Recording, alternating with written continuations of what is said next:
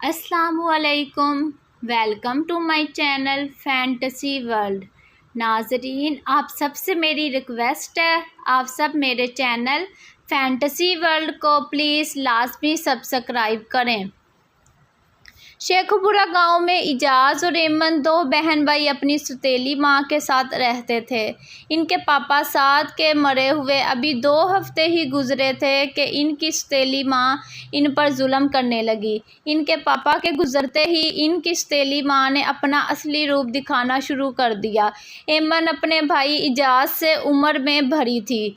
दोनों बहन भाई अपनी सौतेली माँ की वजह से हर वक्त परेशान रहते थे। गर्मी का मौसम था, लेकिन फिर भी सौतेली माँ एमन से बहुत ज़्यादा काम करवाती थी। इसकी सौतेली माँ इजाज़ से भी काम करवाती थी, लेकिन इसकी बहन इजाज़ को काम नहीं करने देती थी। वो इजाज़ के हिस्से का भी सारा काम खुद कर लेती थी, क्योंकि अभी इजाज़ छोटा था। इनकी सौतेली माँ इनको भरपूर कपड़े भी नहीं देती थी। एक दिन इजाज़ अपनी आपी के पास आता है। वो कहता है, आप इतनी गर्मी में पूरा दिन काम करती हो। माँ ने सिर्फ हमको एक ही सूट दिया हुआ है। अगर ऐसा ही चलता रहा तो आप बीमार पड़ जाओगी। कोई बात नहीं इजाज़, मैं बड़ी हूँ, मैं थोड़ी ज़्यादा गर्मी बर्दाश्त कर लूँगी, लेकिन तुम इजाज़ बर्दाश्त नहीं कर पाओगे। दोनों बहन भाई की सारी बातें इनकी माँ सुन लेती है। सौतेली माँ को दोनों बहन भाई का प्यार एक आँख नहीं भाता।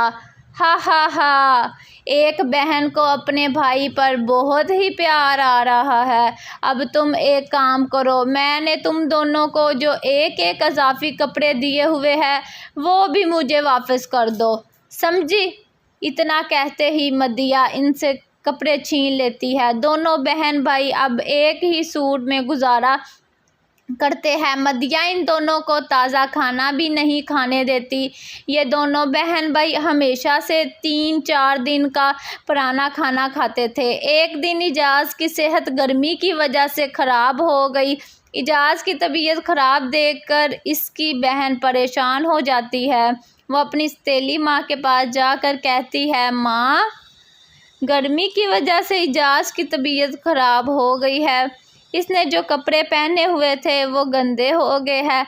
प्लीज़ माँ, आप इजाज़ के सूट दे दो और इजाज़ को ताज़ा खाना भी खाने दें। प्लीज़ माँ, मैं आपके आगे हाथ जोड़ती हूँ, नहीं तो मेरे भाई को कुछ हो जाएगा। इसकी माँ कहती है, इतनी जल्दी आप लोगों ने मेरी जान नहीं छोड़नी। आप अभी नहीं मरते, मुझे मार कर ही मरोगे, फिक्र ना करो। उफ़, तौबा तौबा, माँ, आप ये कैसी बातें कर रही है। अल्लाह आपको सलामत रखे, आपको सेहत दे। प्लीज़ माँ, मना मत करना।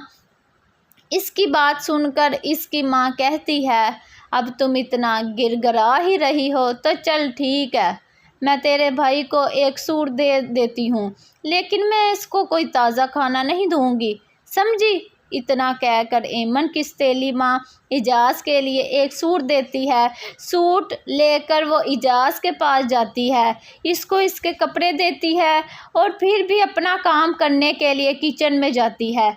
इसकी सौतेली माँ ने इसको गोश्त बनाने के लिए कहा था। गोश्त बनाते हुए इसके जहन में एक ख्याल आता है, एक काम करती हूँ, मैं थोड़ा ज़्यादा गोश्त बना लेती हूँ और माँ से छुप कर इजाज़ को खिला दूँगी।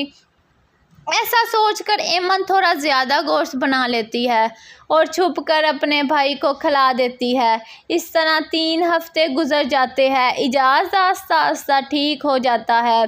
एक दिन इसकी माँ एमन को आवाज़ देकर कहती है, अरे एमन की बच्ची कहाँ गई? मेरे सर में बहुत दर्द हो रहा है, ज़रा तेल गरम करके मेरे सर की मालिश कर दो। अभी आई माँ। इसके बाद एमन अपनी सौतेली माँ के सर पर तेल से मालिश करती है। अरे वाह एमन, जो भी कहूँ तेरे हाथों में तो जादू है, मेरे तो सर की दर्द ही ख़त्म हो गई है, चल और दबा। शुक्रिया माँ। तुझे एक बात पता है, 5 साल के बाद मेरा बेटा घर आ रहा है। لندن سے پڑھ کر بہت دیر ہو گئی ہے اس کو دیکھے ہوئے، اسی لیے میں نے اس کو یہیں پر بلوا لیا ہے۔ ارے واہ ماں، یہ تو آپ نے بہت ہی اچھا کیا ہے۔ میں بھائی کے آنے کی خوشی میں بہت سے کھانے پکاؤں گی۔ ہاں ہاں ہاں، کھانا تو تم ویسے ہی بہت اچھا بناتی ہو۔ اچھا، کھانا آج پہلی مرتبہ اس کی ماں نے اس کے ساتھ پیار سے بات کی تھی۔ ایمن کو بہت خوشی ہوتی ہے اور اسے ایسا لگتا ہے کہ اس کی سوتیلی ماں کے دل میں ان دونوں بہن بھائیوں کے لیے پیار پیدا ہو گیا ہے۔ یہ سب سوچ کر ایمن کہتی ہے، ماں آج مجھے آپ کا موڈ بہت اچھا لگ رہا ہے۔ ہاں، کیونکہ آج میرا موڈ ہی اچھا ہے تو اچھا ہی لگے گا۔ ویسے ایک رات میں نے خواب میں دیکھا تھا کہ میرا بیٹا آ رہا ہے، اسی لیے میں نے اسے بلا لیا۔ اب میرا بیٹا آ رہا ہے، اسی لیے اس کے آنے کی وجہ سے میں بہت خوش ہوں۔ ویسے ایک بات کہوں؟ ہاں بولو، کیا بات ہے؟ ماں، گھر کا کام کرنے کے لیے میں اکیلی ہی کافی ہوں، میں سارا کام اکیلے ہی کر لیتی ہوں۔ تو میں سوچ رہی تھی کہ آپ اعجاز کا داخلہ کالج میں کروا دو، اس کو آگے کالج میں پڑھنے کا بے حد شوق ہے۔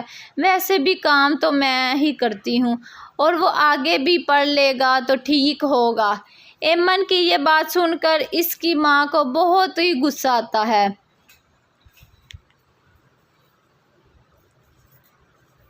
وہ ایمن سے سختی سے کہتی ہے، وہ ایمن کے منہ پر تھپڑ مار کر کہتی ہے، تم جیسے بے شرم لوگوں کے اندر ہی یہی بات کی کمی ہے۔ پیار سے بات ہی کیا کر لو، تم لوگ تو سر پر ہی چڑھ جاتے ہو۔ بڑی آئی اپنے بھائی کو پڑھانے والی، اپنا منہ لے کر یہاں سے دفع ہو جا۔ ایمن روتی ہوئی چلی جاتی ہے۔ اسے اس بات کا بہت دکھ ہوتا ہے، وہ اپنے کمرے میں جا کر بہت روتی ہے۔ روتے روتے وہ سو جاتی ہے۔ اسی دن اس کا بھائی لندن سے آ جاتا ہے، لیکن وہ سوئی ہی رہ جاتی ہے۔ اپنے بیٹے کو دیکھ کر اس کی ماں بے حد خوش ہوتی ہے۔ ارے واہ بیٹے، تم آ گئے۔ آپ کو آنے میں کوئی تکلیف تو نہیں ہوئی؟ ماں، میں آرام سے آیا ہوں، لیکن مجھے بہت ہی بھوک لگی ہوئی ہے۔ میں ابھی فریش ہو کر آتا ہوں، آپ جلدی سے کھانا لگا دو۔ اتنا کہہ کر رضا نہانے کے لیے چلا جاتا ہے۔ دوسری طرف مدیحہ ایمن کو آواز دیتی ہے، کہتی ہے، ارے ایمن کہاں ہو؟ ارے ایمن کہاں مر گئی ہو؟ جلدی سے باہر آؤ، ٹیبل پر کھانا لگا دو۔ ایمن اپنی ماں کی آواز سن کر جلدی سے اٹھتی ہے۔ ارے یہ کیا، میں سو گئی تھی، اس بات سے میں نے کھانا بھی نہیں بنایا۔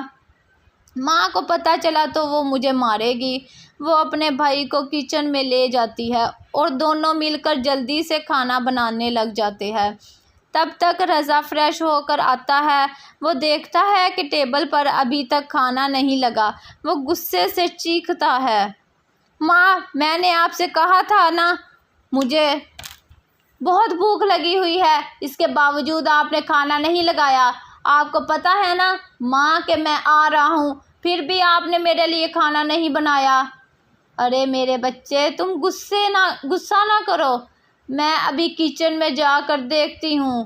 مدیحہ کچن میں جاتی ہے اور دیکھتی ہے کہ ابھی کھانا بن رہا ہے۔ یہ دیکھ کر مدیحہ کو غصہ آتا ہے اور وہ کہتی ہے، ارے میں نے تم کو پہلے ہی کہا تھا کہ میرا بیٹا آنے والا ہے، جلدی جلدی کھانا بنا لینا، لیکن تم کو میری بات سمجھ ہی نہیں آتی۔ میں تم کو اچھا سبق سکھاتی ہوں، رک 2 منٹ۔ وہ اپنے بیٹے کو کہتی ہے، ارے میرے بیٹے، میرے پیارے بیٹے، تم 5 منٹ ویٹ کر لو، کھانا بننے والا ہے۔ میں نے نہیں کرنا ویٹ، میں جا رہا ہوں، باہر سے کھا لوں گا۔ مدیحہ کا غصہ 7ویں آسمان پر تھا اور وہ کچن میں جاتی ہے۔ وہ ایمن کو 3 تھپڑ مارتی ہے۔ تجھ سے اتنے پیار سے بولا تھا کہ میرے لیے، میرے بیٹے کے لیے اور میرے لیے کھانا بنا لینا، لیکن لاتوں کے بھوت باتوں سے نہیں مانتے۔ وہ دونوں گھر سے باہر جاتی ہے اور تھوڑی دیر بعد ایمن کے پاس آتی ہے، ایمن کو بلاتی ہے، ایمن ادھر آؤ، دونوں بہن بھائی اپنا سامان باندھو اور میرے گھر سے نکل جاؤ۔ وہ روتے ہوئے نکل جاتے ہیں۔ ساری رات وہ دونوں گرمی میں باہر بیٹھتے ہیں۔ صبح ہوتے ہی ان کے پاس ایک جادوگر آتا ہے۔ وہ ایمن سے پوچھتا ہے کہ تم کو کیا ہوا؟ وہ سارا واقعہ سناتی ہے۔ جادوگر کو ایمن اور اس کے بھائی پر بہت ترس آتا ہے۔ وہ ان کو اپنے محل میں لے جاتے ہیں۔ ایمن سے جادوگر کو پیار ہو جاتا ہے۔ وہ ایمن کو شادی کے لیے کہتا ہے۔ ایمن شرما کر کہتی ہے، جی مجھے منظور ہے، میں آپ کے ساتھ شادی کرنے کے لیے تیار ہوں۔ وہ دونوں شادی کر لیتے ہیں۔ اس کے بعد وہ اعجاز کی بھی کچھ عرصے بعد شادی کروا دیتی ہے۔ یوں اعجاز اپنے ماضی کو بھول چکا تھا کیونکہ اس کی بیوی نے اس کے مستقبل کو اچھا بنا دیا تھا۔ دونوں بہن بھائی اب بہت ہی اپنی شادی کی زندگی میں خوش تھے۔ مجھے امید ہے کہ آپ کو میری کہانی پسند آئے گی۔